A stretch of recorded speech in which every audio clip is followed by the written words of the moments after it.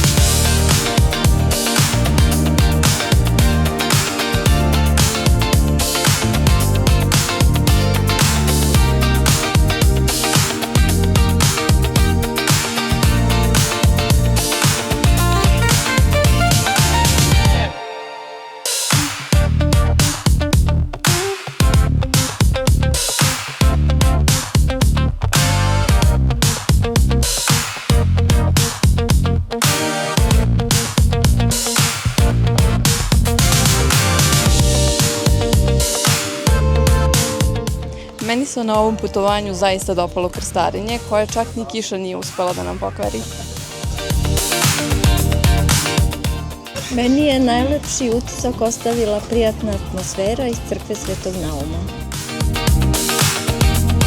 Dinamika putovanja ne umanjuje doživljaj Ohridskog jezera, Ohrida, Crnog Drima, manastira i naše energije na ovom putovanju.